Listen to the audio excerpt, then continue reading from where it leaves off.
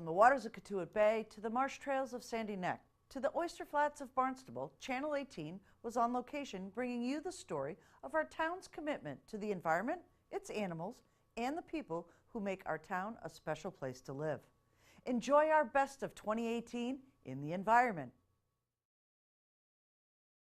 A gorgeous day on Cotuit Bay. We are jumping on board with Jared Smaller, Assistant Harbor Master, and we're going to go pump out a boat. This is a free program to boaters here in Barnstable. Jared's going to tell us a little bit about the program, and you're going to see it live. Already tied up to the boat. We open always wear gloves and eye protection. Get the cap open. Eventually.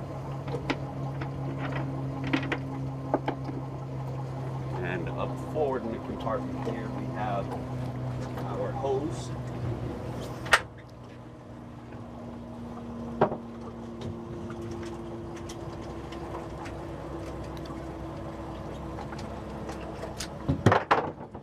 This boat has a fully electric pump, as does the other one. Pump out boats use a diaphragm style pump that pumps essentially right from your boat into the holding tank. Flip this on with Camelot covers. Make sure it's closed so that we don't have anything happen initially.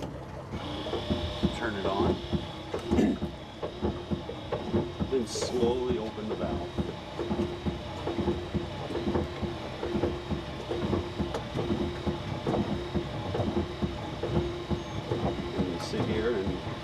Sight glass that shows what's coming through, and right now there's actually not too much in this boat. So right now it's just cycling through what it's got there. So that's pretty much done. If the tank on this boat was full, it would probably take about 90 seconds to 2 minutes for it to pump it all the way out. Close the lever before we open anything else up so that we don't discharge anything elsewhere that we don't want it to be. Slowly take it off.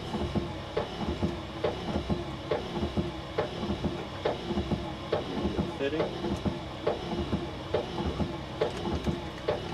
Back in so we can flush some water through.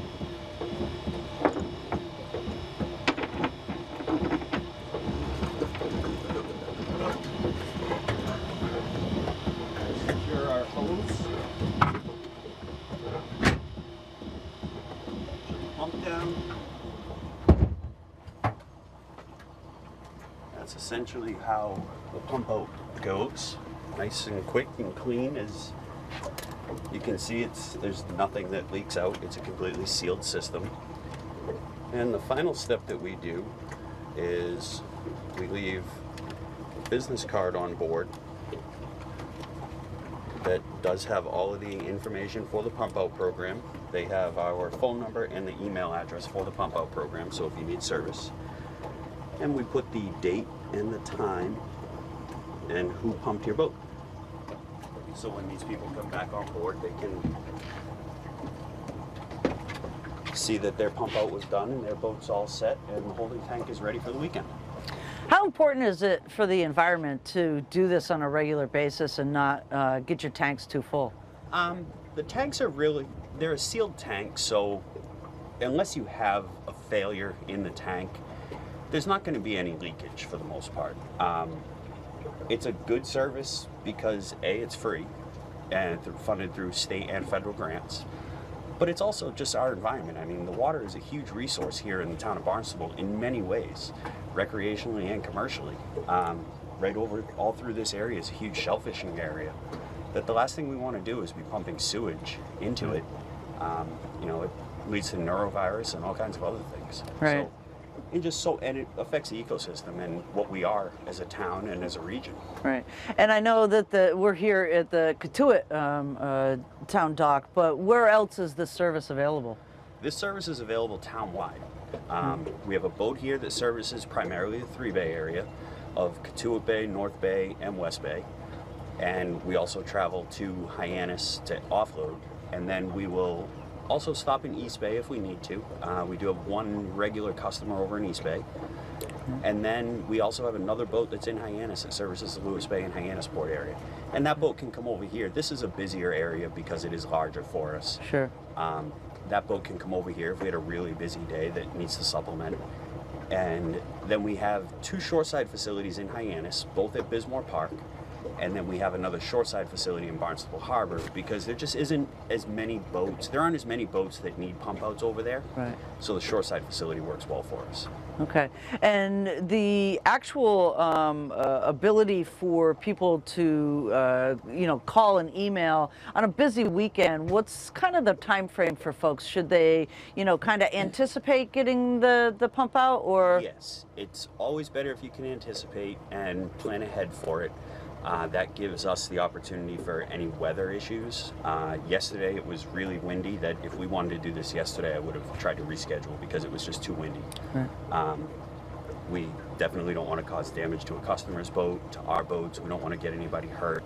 There's too many opportunities for bad things to happen if it's a really poor weather day. Wind and lightning are our biggest deterrents to being able to do this. Okay. But it also allows for staffing changes and other things that may come up that need to take a priority. So we would like a few days notice if possible, but when we're out here on the weekends, that's what we're out here to do. These boats, although they can respond to emergencies and they're fully equipped to handle any of that stuff, the primary purpose of these boats, over and above anything else, is pump out. Again, they're funded through grants, and as part of that, there's to be used for pump out. So these boats are out here to pump your boat all the time. And let's just take it to the conclusion. Sure. Once it lands in this boat in the holding tank, where does it go? This boat will then go to Hyannis. We'll take it by water. Okay. And we will use one of the two stations over there. And then from there, there are two pumps over there. They're called peristaltic pumps. They just operate on a different style. A little bit heavier duty because they have a lot further to draw everything from, between emptying a 450-gallon holding tank on this boat into the town sewer system. So it goes right into a pumping station that's there at Bismore Park and ends up right in the town sewer system. Excellent. And our north side station as well pumps right from this tank there into the town sewer system as well. So everything is treated properly. It ends up just where it would if you were flushing the toilet at your home. And where it should go. Exactly. Exactly. Excellent. Fantastic. Thank you. Thank you.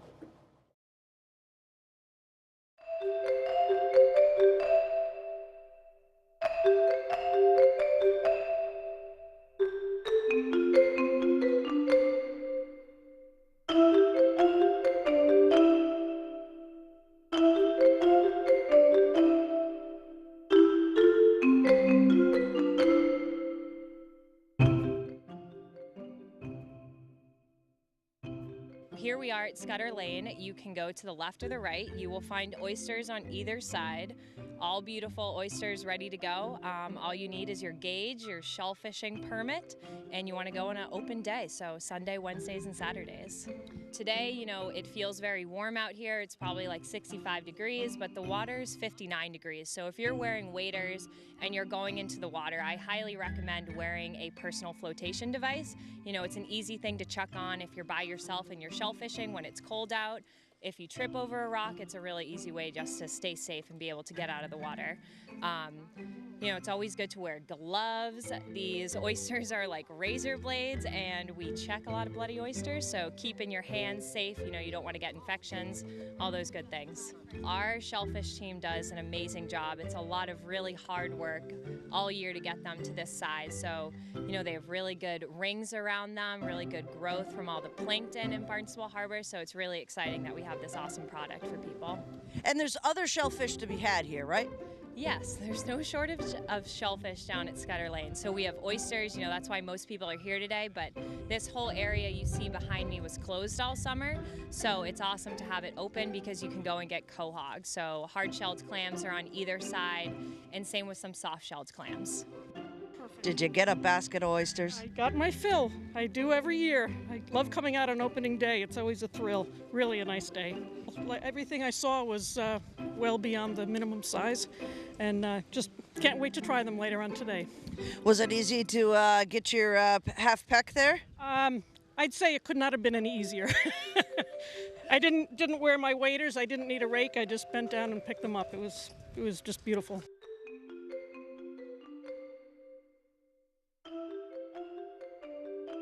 The weather did not deter people, which is great. The sun's starting to come out, and people are so happy. That's just what I love about it. People that I haven't seen since last oyster season. It's like a big family reunion. We're all getting together again, and they're saying it's pretty easy, so I'm glad. I've done my job. So you can be very selective today. So you go around, you find the ones with the nice bowls. I mean, people, they don't even need to get their rake out, so they're just going down in just their muck boots, no waders, and just picking up what they want. It's been great. So licenses, remember, if you're a resident, your license should be red this year. If you're a non-resident, it should be yellow. That means that you have a current license. So check that expiration date to make sure that you have it. If you don't, come on down, visit us at Marine Environmental Affairs, 1189 Finney's Lane, and we'll get you a new license. It's absolutely worth it because you can get a half a peck of oysters a week in addition to a full peck of quahogs, a full peck of steamers. You'll have a blast, and you'll join the party down here. So come and get your license.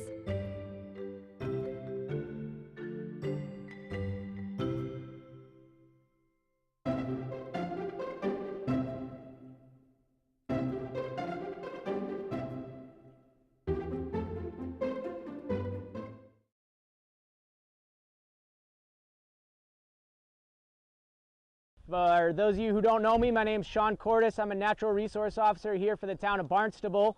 Lucky enough to be stationed here at Sandy Neck Beach pretty much full time. I'm out here just about every day. Sandy Neck's actually comprised of over 4,700 acres of protected land.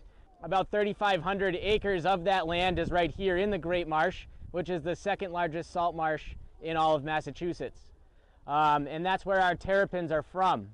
So the diamondback terrapin's a really cool animal.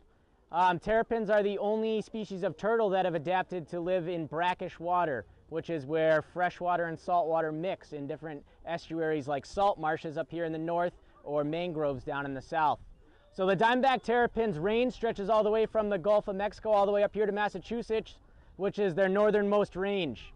So you won't find any terrapins north of Massachusetts. They're also a protected species here in Massachusetts. They're on the endangered species list, and they're listed as threatened. And they got that listing for a couple of reasons. So number one is habitat loss. Diamondback terrapins live in the salt marsh, which is a type of wetland, and historically, unfortunately, we've lost a lot of our wetlands. So we do a few things here at the beach in order to help protect these animals. One of those, when we're walking out here and you might see them, we have milk crates that are buried in the sand. So if you're ever hiking the trails and you see those are actually terrapin nests that are underneath those. So we're able to actually go out day to day and monitor terrapin nesting, which is happening right now, this time of year. And when we find a nest, we can put one of those crates over the nest, and it works as a predator excluder device and keeps a lot of those predators away that would otherwise go after them. So that's one of the things that we do, and that helps the turtles get to the point of hatching. And they hatch out, they're about the size of a quarter in September, October. And that's when we've got a lot of these turtles from different organizations. We have a few that we raised ourselves. We have the turtles from the Cape Wildlife Center here today. It's a really treacherous journey to get back into the marsh, and only about 1 in every 100 terrapins is going to make it to adulthood. So it's a really low number, unfortunately. One of the great things that we're able to do here today that you're going to see is this Head Start program that's been incorporated for over 10 years now within the town. And so what happens is, as we walk down the marsh trail, you're going to see that this is still an active trail for some vehicles, but the trail's also made out of sand. So to a terrapin, it's a really good spot to nest. It looks like an ideal place. So some of those terrapins actually lay their eggs directly into that marsh trail. But luckily, again, we monitor every single day out here, and we're able to actually find those nests after they're laid and relocate them to a safe area where we can monitor them over the course of the season until they hatch out. And those are the animals that are then given out to organizations like schools and libraries and Cape Wildlife Center and all these great places that do a really good job taking care of them over the course of the winter. So they're staying in nice warm water, they're eating lots of food, and by the time they're released here today, they're going to be about the size of a 2 or a 3-year-old turtle. So their shell's nice and big and strong, and a lot of those predators that would otherwise go after them don't really have the opportunity to do that anymore. These turtles are getting released directly into the marsh where they're going to spend the rest of their lives, and so their potential for survival into adulthood should be much higher. One of the really cool things I want to talk about real briefly before we get going too is we were able to add one more thing this year to a lot of our turtles, and that was implementing pit tags. And what a pit tag is, if any of you guys have pets and you've ever had your pet microchipped, it's a very similar thing. So it's just a little piece of wire that gets implanted just below the skin on one of their hind legs. And when you use a scanner over that, it has a unique ID code, and that can tell you where that terrapin came from, what year we raised it, what school it was raised in, even what classroom or what library or whatever it was raised in. So it's not an active tag. We can't track them day to day and figure out where they're going or what they're doing, but it also stays with them presumably for life. So in 40 years, if a terrapin's still nesting out here that was pit tagged, you could still, if you encounter that animal, you could scan that and know exactly where it came from and how it's doing. And so it's going to allow us to have, more opportunity to really monitor the success of the program and how well this population is doing. So we're really excited that we're able to get that going this year and to incorporate it more in the coming years as well. And just one real quick story I do want to mention with the turtles from the Cape Wildlife Center. One of the reasons why I keep mentioning those ones, we have them with us here today, is that those turtles ultimately came from a terrapin that was struck by a vehicle on the road. So it was hit while it was trying to find a nesting site here on 6A in West Barnstable. Ultimately, that turtle had to be put down. It wasn't able to be rehabbed, but Cape Wildlife staff was able to work really hard to actually extract those eggs, and we're able to put those eggs into a bucket and relocate them here at Sandy Neck, where we monitor them, and they actually hatched out into hatchlings and were then raised in part of the Head Start program. So I just thought it was a really cool opportunity that was able to come together and give those animals a second chance, even though, again, that adult wasn't able to make it through that. And lastly, the actual release site is going to be going a little bit through the marsh, so you might get a little bit muddy and a little bit wet, but that's all part of the fun and the excitement of the release. And everybody can file in behind, and we'll take a nice stroll down the marsh trail into the marsh to say our last goodbyes.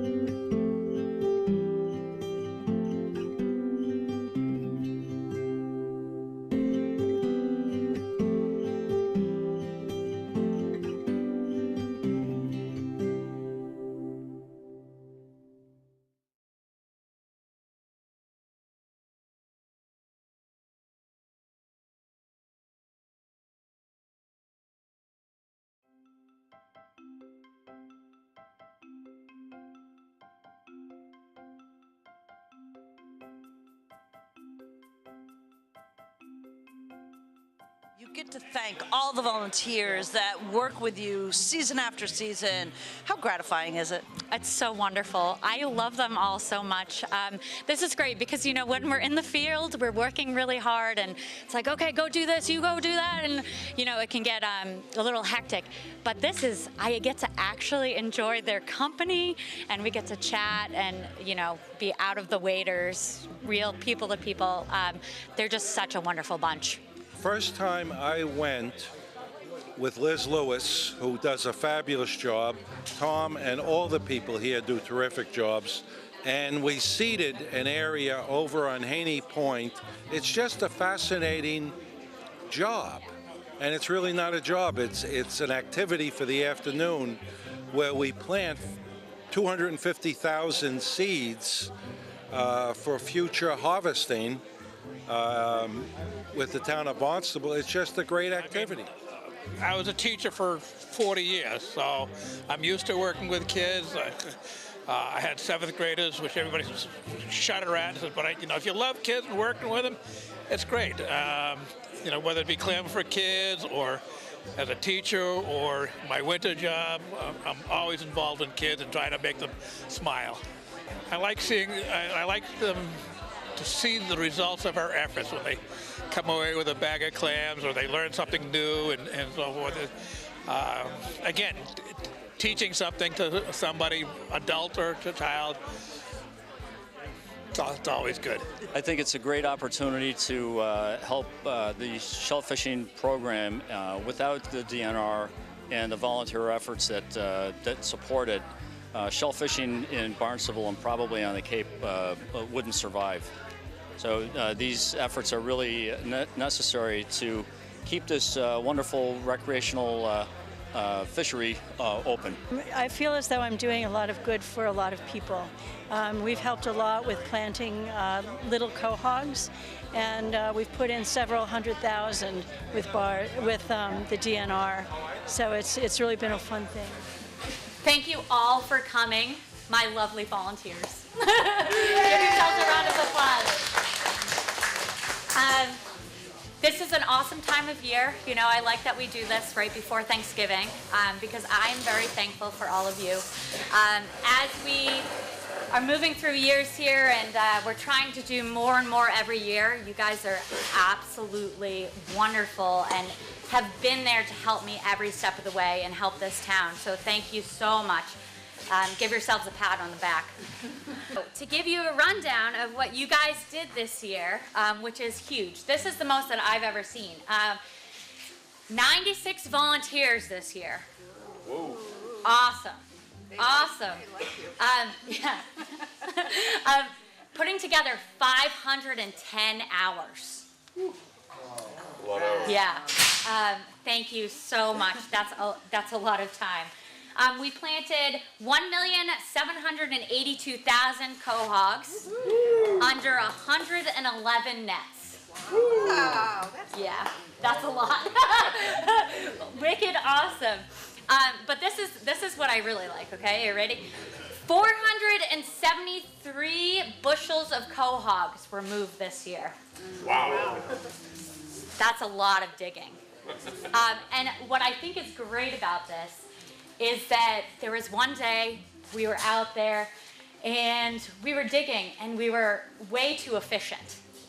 Okay, we have 18 bushel baskets. We dug 18 bushels in less than an hour. Oh, wow. So I literally had to go plant that, come back to give you guys more baskets because you didn't want to leave. And then eventually we called it because I said, well, you guys can't stay, you don't have to go home, but you can't stay here, right? So then I left you at Bridge Street to do whatever you want to do. All right, anyway, yeah. So 473 bushels went around. A lot of that went to the clamming classes, which we really can't do without you. Having that one-on-one to get new, especially kids, to get kids into shell fishing, to get them out of their house, into their backyard, seeing what's in the ocean. Off their phones. Off their phones, right? Using more than just the thumbs. And you guys all helping to teach that new generation. We also have started to do adult clamming classes because you guys have come out in numbers, and there's a lot of adults that want to learn too. Those adult classes, we had over 70 people at each class. So we saw over 200 adults at those 3 shellfishing classes. And think about how many bushels you had to dig just to support that at Bridge Street. So awesome job. Thank you so much. I cannot dig 400 bushels alone, so thank you. You guys are amazing.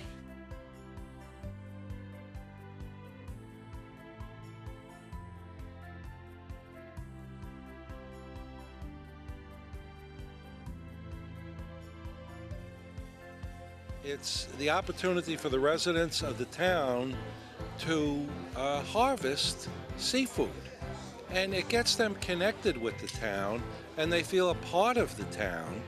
And then I think there is a better attitude on the part of Barnstable citizens about the whole town and what goes on in the town and why we pay taxes, quite frankly. It helps support natural resources. How important is recreational shellfishing to the town of Barnstable? It's super important, and you can see that by the number of people that we have come down. The first weekend, opening weekend, we had over 700 people come down to go shellfishing. And I think it's a favorite pastime here. It's a tradition. People have been doing it for so long, and I think it's better than it's ever been. People love it, and you can see all this love in this room because we all love shellfish so much. I do the seeding, I do clean outs and help move the clams around. I kind of like 2 parts of it. I like the seeding part, and then I like it 2 or 3 years down the road when we come back to that exact same area and we're doing a clean out and we're seeing these clams that were like 1/4 inch the size, and now they're legal or bigger, and you're scooping up by the rakeful, and it's just so awesome to have so many clams there. Not to mention that when you're cleaning out the new ones, you find an occasional old one that's like the size of your fist. But it's just very, it's very satisfying, again, when you put a rake down and you pull up 6 quahogs, and it's like, whoa, that's great, yeah. It opens up a whole new world to you. It does.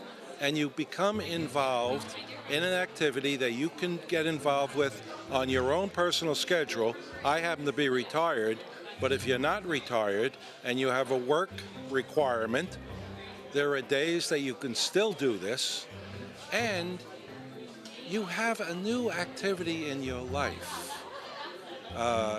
And it's a fascinating activity, and it's an enjoyable activity, and it's a worthwhile activity.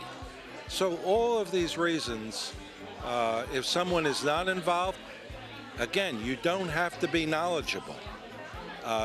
Everybody will help you. They'll explain what you have to do, and then you just enjoy yourself. I can't emphasize that too much. I probably said that word often. Volunteer. It's real rewarding. It's a great group of people. Plus, it's a lot of fun. You get to see some new areas that you might not normally get to. And other than that, get out there and dig clams. Have a good season.